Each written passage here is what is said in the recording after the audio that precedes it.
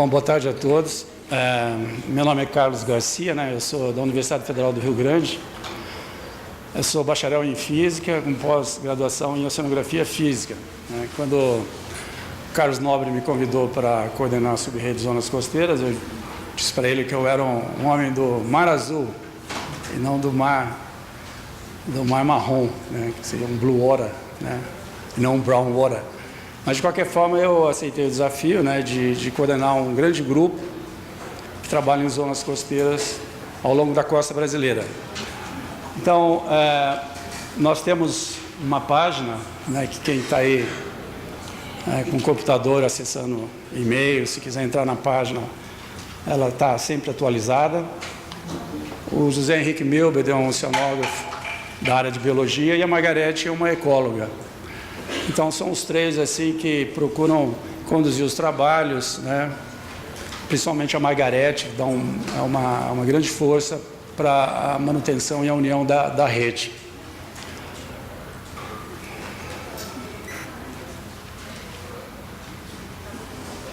Está funcionando aqui não. Oi? Tá? Obrigado. Então, esse slide mostra os objetivos gerais dessa subrede, né?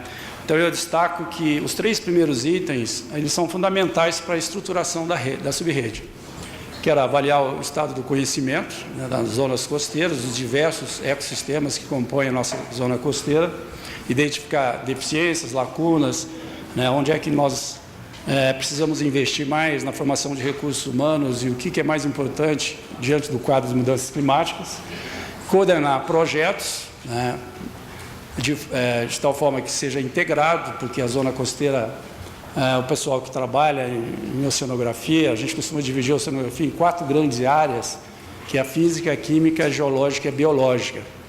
Então, vamos dizer assim, que é uma disciplina multidisciplinar e que a atuação de todos os atores é muito importante.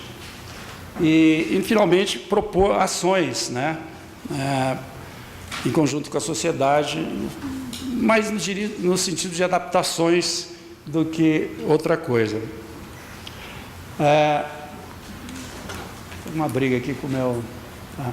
Então, o que a gente fez de início? A gente dividiu em temas, né? Isso é muito importante porque você consegue colocar os recursos humanos dentro do seu nicho de conhecimento e no final nós ficamos com todos esses temas. O nível do mar, a evolução costeira, a erosão e inundação, que geralmente são os 2 tópicos que mais são comentados quando se fala em mudanças climáticas. Tá? O aumento do nível do mar, né, a erosão, né, os processos de inundação e assim por diante. Mas existem outros, né, temas extremamente relevantes que afetam, né, a comunidade que está nas zonas costeiras. Então, as hidrodinâmicas costeiras, os grandes ecossistemas marinhos, que você pode fazer uma divisão em larga escala ao longo da costa brasileira, o fitoplâncton marinho, que são microalgas, né, que fotossintetizam, né, a matéria orgânica, macroalgas, plantas marinhas, recifes coralinos, costões e praias, manguezais, ictiofauna, né, associado com a pesca, lagoas costeiras e áreas alagadas, e também há uma parte de socioeconomia, né, voltado principalmente à pesca artesanal, e uma parte relacionada com a mídia e com a divulgação. São muitas universidades, né, associadas àqueles temas que eu mostrei no último slide, né, e no decorrer desses 4 anos, aproximadamente 2 anos, se formou uma subrede dentro da subrede, né, que é a Rebentos. A Rebentos é vamos dizer assim, como se fosse um produto da própria subrede Zonas Costeiras, mas que hoje conta com mais gente do que a própria subrede Zonas Costeiras, ou seja, é um agrupamento de muitos pesquisadores, né, que atuam, né, com organismos que vivem no fundo do mar, com a flora e com a fauna. Tá? Essa é a página atual da Rebentos, né? Quem quiser também navegar nessa página, uma série de informações em relação ao que eles estão fazendo, os projetos em andamento, as medições e assim por diante. Então, o que a gente tem feito é Uma estratégia que a gente utilizou desde a formação da subrede é de a cada 2 anos fazer workshops, né? Nós vamos ter o 3º agora em dezembro, e toda vez que tem esse workshop, nós reunimos todo esse pessoal, tanto da subrede como a Arrebentos. E essa é a página nossa das zonas costeiras também, que vocês podem navegar à vontade. Está anunciado ali o nosso Conclima, o próprio workshop, que vai ser realizado agora em dezembro. Então, por que estudar as zonas costeiras, em relação a mudanças climáticas? Essa é uma frase que se diz muito, dentre as áreas mais vulneráveis aos impactos das mudanças globais, são as zonas costeiras. Praticamente 30% a 40% da população brasileira vive nas regiões costeiras, e aí está listada uma série de parâmetros que vão se modificar nesse quadro de mudanças climáticas. E, geralmente, os que mais são citados, como eu disse anteriormente, é a elevação do nível do mar. Então, nós temos a elevação da temperatura da água do mar, que tem implicações tanto para a mudança da estrutura termoalina que existe nos oceanos, nas zonas costeiras. A elevação do nível do mar vai fazer com que haja intrusão salina em alguns ecossistemas costeiros e com consequências sobre os mesmos. Inundação de terras baixas, erosão das margens, todos ouvem falar. O aumento da coluna d'água vai permitir com que a luz não penetre tanto para a flora bentônica, portanto é um problema também grave. As modificações da descarga fluvial, que a gente vê que está tendo, principalmente para a região sul brasileira, o acréscimo das descargas fluviais, principalmente nos El Niño, tem intensificando. Isso faz com que o estuário, que é um berçário de muitas espécies, seja um problema para a reprodução dessas espécies. Então, são problemas que são atrelados também com a economia da pesca artesanal. Os eventos extremos, tempestades, marés meteorológicas, que todos sempre ouvem falar, que tem implicações muito grandes na costa, E o tema, que é um tema muito importante, eu considero um dos mais importantes e pouco lembrado, que a gente sempre fala o outro lado da mudança climática, que é a acidificação dos oceanos. Então, esses impactos, eles vão variar na costa brasileira, dependendo de cada região e dependendo do estado de degradação de cada região. Esse slide mostra séries temporais, tanto da pressão parcial do dióxido de carbono, como do pH em algumas áreas costeiras dos oceanos, vamos dizer assim. Então, Ilhas Canárias, do Havaí, em Bermuda. Esse tipo de série temporal não existe no Brasil. Então, o Brasil é uma carência muito grande de dados, de toda forma. Mais tarde eu vou falar sobre isso. Então, esse slide mostra claramente o aumento da pressão parcial do CO2 na água e o decréscimo do pH. Então, esse decréscimo do pH afeta muitos organismos marinhos, e aí estão citados alguns grupos, tanto os plantônicos que vivem na coluna d'água como aqueles que vivem no fundo. E a acidificação passa a ser um grande problema, não estou dizendo agora, mas nas próximas décadas. Esse é um cuidado que a gente precisa tomar e muito grande. Então, por exemplo, no caso das algas, as macroalgas calcárias, esse próximo slide, por exemplo, mostra uma distribuição e extensão dos bancos de algas calcárias no mundo, e é notório a grande concentração ao longo da costa brasileira, e há uma necessidade muito grande de monitoramento. Então, o que eu mostro agora são alguns resultados da pesquisa realizada pelo subgrupo, pela subrede, e estou longe de mostrar todos os resultados. Então, no primeiro slide, quando a gente fez o primeiro workshop, a gente procurou reestruturar a rede. O primeiro compromisso de todos os pesquisadores da subrede foi publicar um volume especial. Então, a gente conseguiu, após 1 ano e meio, 2 anos, publicar esse artigo, esse volume especial sobre mudanças climáticas em zonas costeiras, com 16 artigos que teve revisão de pesquisadores, pelo menos 2 ou 3, e mostro rapidamente alguns deles que eu considero que estão associados à estruturação da subrede,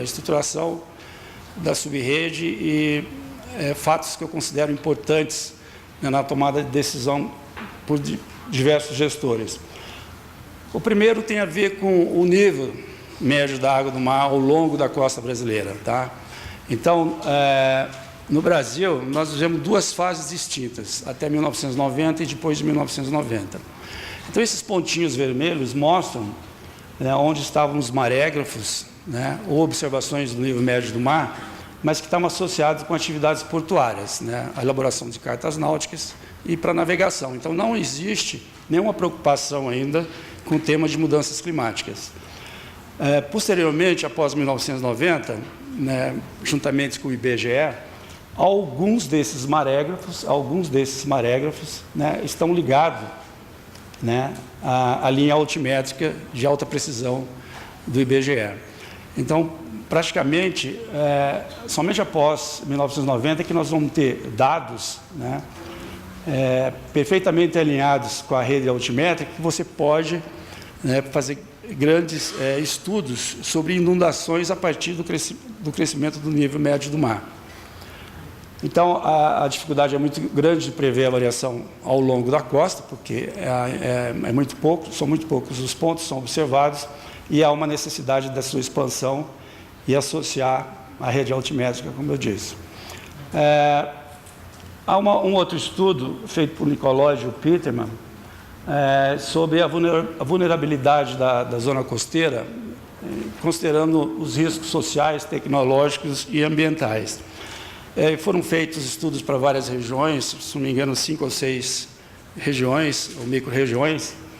Aqui mostra o Rio de Janeiro, né, onde tem uma legenda, está associada à vulnerabilidade baixa, muito baixa, baixa, média, alta e muito alta. Né. Também foi feito para a região, né, costeira do Rio Grande do Sul.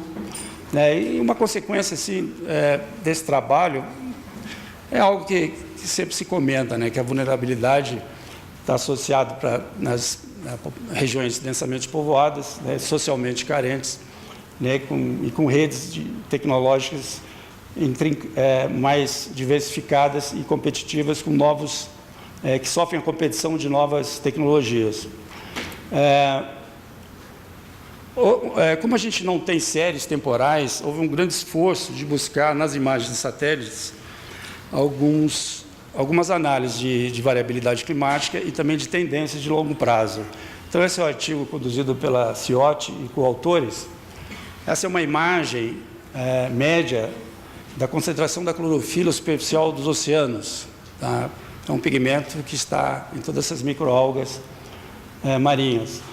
E essa região foi dividida em toda a costa foi dividida em 7 regiões e foram analisadas a evolução temporal da concentração. Nesse gráfico nós estamos vendo em escala logarítmica. Então, tem todas essas flutuações que estão associadas ao ciclo anual, né, das florações de primavera.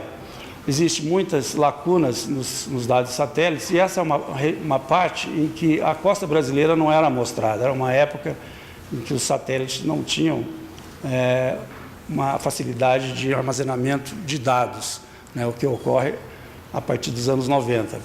Então, a partir dessas análises feitas, né, além da visão sinótica que essas imagens proporcionam, você pode ver de uma certa forma a qualidade da água, né, em termos de biomassa fitoplantônica.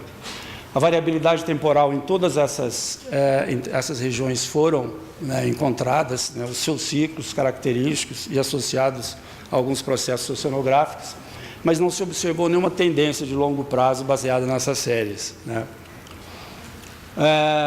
No caso de manguezais e marismas, o pessoal do Paraná realizou uma série, não bem uma série de estudos, mas propôs uma metodologia, né, para analisar a vulnerabilidade dessas regiões, né, não somente ambientais, mas também para os pescadores, né. Esses manguezais eles têm um papel fundamental, né, na estabilização e proteção da costa, né, mantém estoques pesqueiros importantes para a comunidade que vive nessas regiões, né? E os manguezais não estão somente no estado do Paraná, né? E essas comunidades dependem do manejo desse importante ecossistema. Então, esse é um estudo que foi conduzido por ele, tomando tipo um case study, né? Um estudo de caso, tomando como a região né, da Baía do Paranaguá, mas que pode ser estendido esse estudo de caso para outras regiões do Brasil. A Margarete, num artigo agora que saiu na Nature em 2011, ela chama a atenção, né, que é a grande preocupação que existe, né, das florestas amazônicas e nada se fala sobre a vegetação costeira. Tá? Então, procurar entender o ciclo do carbono, né, que é o chamado blue carbon, né, nessas regiões costeiras, é muito importante e o Brasil deveria dar uma certa importância, né, a esse problema, a esse fato, né. O grupo também andou realizando alguns trabalhos sobre os fluxos de CO2, né, na zona costeira brasileira. Esse foi um cruzeiro realizado no verão de 2010, 2011. A figura mostra né, aqui o Chuí, Rio Grande, aqui é o Rio de Janeiro. Então, fizemos um cruzeiro no verão de 2010, 2011, parte de um projeto denominado Monitoramento e Modelagem de Fluxo de CO2 no Atlântico Sul, né? E duas regiões específicas foram analisadas em detalhes com instrumentos de medidas contínuas de alta resolução, né? E desses estudos a gente observa que para o cruzeiro de verão, o oceano não é um absorvedor de CO2, e sim um emissor, ou seja, a pressão parcial no interior dos oceanos, né, naquela zona costeira, está sempre maior do que a pressão parcial na atmosfera, que faz com que, né, os fluxos não sejam positivos dirigidos para cima. Tá? Somente aqui na região sul é que teve alguns fluxos dirigidos para os oceanos. Então, esse tipo de cruzeiro, esse tipo de abordagem, existem somente dois grupos no Brasil realizando isso, né? Um grupo no Recife, né, e o grupo da FURG. Então, esse tipo de exercício tem que ser feito não somente no verão, mas em todas as estações do ano, ao longo da costa, né, e procurando, dessa forma, encontrar a variabilidade desses fluxos de CO2 ao longo da costa brasileira. Houve uma preocupação muito grande, né, como eu disse no início, de ter ações estruturantes da subrede, ou seja, é uma subrede que, como se fala em mudança climática, eu imagino que vai perdurar por décadas, né? Então, a minha contribuição nesses 4 anos aí como coordenador foi procurar integrar os atores, diferentes atores, e dar uma certa infraestrutura mínima, né, para que a subrede continuasse. Então, eu procurei muita sinergia, né, tem muita sinergia com as redes virtuais de pesquisa. Todo mundo sabe hoje que existem muitas, né, redes virtuais. A gente procurou montar uma infraestrutura para fazer essas medições, né, do fluxo de CO2 nos oceanos. E uma grande carência que existe na costa brasileira, hoje em dia, às vezes a gente vê essas séries temporais, o pessoal tem belas séries temporais. Quando você vai para o oceano, você não tem série temporal nenhuma. Tá? As observações na nossa costa brasileira, e mesmo no Atlântico Sul, é de uma pobreza que dá medo. Tá? Então, há uma série de iniciativas por parte do governo federal. Uma delas foi citada aqui pelo Dr. Carlos Nobre no início, que é a criação do Instituto Nacional de Pesquisas Oceânicas e Hidráulicas. Então, há uma necessidade muito grande de fazer medições nos oceanos e nas zonas costeiras. Tá? Então, uma das preocupações, né, nossa foi estruturar uma rede de observação. Então, nós fizemos uma proposta alguns anos atrás, 2 anos atrás, de montar o SINCOST, que é o Sistema de Monitoramento da Costa Brasileira, que eu vou daqui a pouco falar para vocês.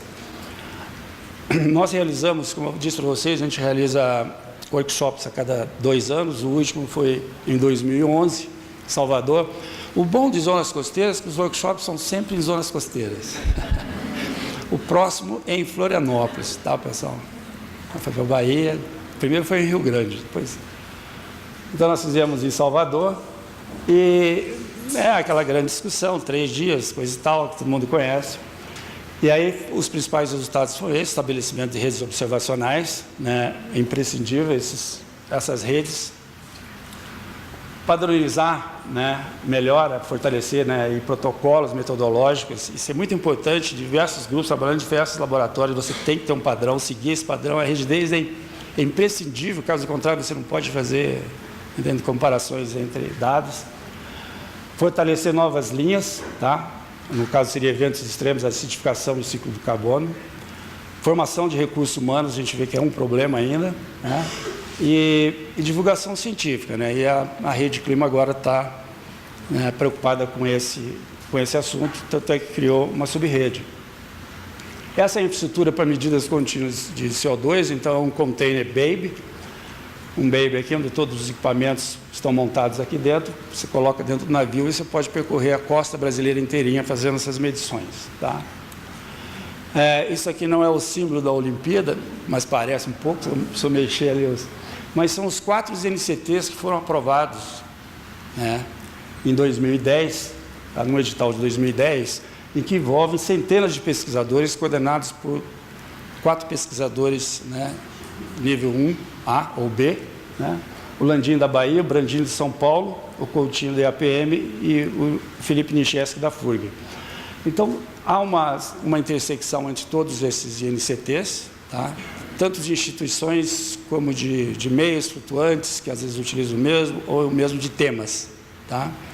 E não é que seja o centro, mas as zonas costeiras, né, e oceanos, as 2 sub-redes, né, através dessa sinergia com esses NCTs, a gente procura, né, aprofundar mais, né, os estudos nos oceanos e zonas costeiras. Então, essas pessoas geralmente são convidadas para os nossos workshops e estarão em Florianópolis, com certeza. Né, o nosso Sim Costa, vou passar rapidamente, já me deram um sinalzinho de 5 minutos, são várias instituições, tá? A gente quer medir parâmetros meteorológicos e oceanográficos, né? A gente quer ver variabilidade climática, depois tendências e depois modelar, ok? O que a gente quer? Dados contínuos, ninguém é propriedade dos dados, dado público, tá? Ele está sendo configurado de tal forma que você pode receber no seu próprio celular, né? E também, ao mesmo tempo, fazer material didático, né, para educadores e ferramentas para utilizar esses dados, tá? Não tenho tempo para explicar isso, mas, né, a concentração dos gases, né, vai fazer com que a temperatura do ar aumente, você muda o regime, né, tempestades de chuva, você altera a tua circulação atmosférica, a temperatura mais quente vai aumentar a temperatura da água do mar, você vai mudar uma camada de mistura que nós temos nos primeiros metros da superfície do mar. Se ela ficar muito funda, você não permite a penetração de nutrientes, que geralmente estão em níveis mais baixos, você vai mudar a circulação das correntes, tá? O aumento dos gases vai fazer com que aumente o CO2 dissolvido da acidificação, e você tem, né, os rios e né, o aporte continental aqui. Então, quando você junta 60, 70 pessoas para discutir o que a gente vai medir, né, o que nós vamos medir, né, no final das contas, aí nós decidimos medir tudo isso que está em vermelho, tá? Porque você contenta todo mundo. Aí mais ainda, o pessoal que trabalha com bentos, são animais que vivem no fundo, então eles querem saber também qual é a turbidez, que a luz precisa chegar até o fundo. E aí nós incluímos também matéria orgânica dissolvida, que saem dos rios, né, onde está escrito fluoro, ali é a fluorescência estimulada, que dá uma ideia, né, da concentração da clorofila, da biomassa fitoplantônica, e o oxigênio dissolvido, que é uma grandeza muito importante, determinar áreas mortas e assim por diante. Então, é um sistema que funciona meteorológico, na verdade é uma estação meteorológica, né? Vai ter uma subestação oceanográfica, turbidez, fluorescência, matéria orgânica, nitrato e assim por diante. Então, vários instrumentos são novos, tecnologia nova, que saiu nos últimos 3, 4 anos, né? Produtos do Canadá e dos Estados Unidos. E nós vamos também medir, né, os oceanógrafos físicos, né, que querem correntes, né, e os geólogos, o pessoal da oceanografia geológica, que é ondas, porque quer saber como é que estão as ondas chegando nas praias. Então, é um sistema que vai funcionar usando o modem GSM, a tecnologia do celular, né, esperar o fluxo todinho. A gente vai utilizar esse sistema de celular e os dados meteorológicos vai usar o sistema água. Atualmente nós recebemos recursos através do Fundo Clima, através do Ministério do Meio Ambiente, né, e nós estamos instalando, fazendo a fase 1, que são 4 boias nos estados do Rio Grande do Sul, Santa Catarina, Paraná e São Paulo, e a gente espera, numa fase 2, fazer o resto. Eu sou professor universitário, tá, pessoal? A minha função não é fazer isso. Mas a gente falou, vamos fazer? Então vamos fazer. Então a gente vai fazer. Um dia a gente quer que o Instituto Nacional de Pesquisas Oceânicas e Hidroviárias, né, seja o responsável por todas as atividades. A gente, como eu disse, a gente vai instalar uma rede maregráfica, tá? Esses polos são os 81 pontos, tá, que são candidatos para a colocação dos marégrafos, tá, que estão próximos à rede altimétrica do IBGE. Então, todos esses pontinhos estão a 1 quilômetro da rede altimétrica do IBGE. Isso é muito importante porque você consegue fazer a integração dos dados, tá? Ele vai ter uma página, se vocês baterem lá, www.50, vai entrar nessa página. A ideia é os dados online, né? Fornecimento dos dados online, são dados fictícios ainda. Foi aprovado, está em fase de integração dos instrumentos, os protocolos já foram feitos, as equipes estão montadas, vão fazer um treinamento agora no mês de outubro, novembro.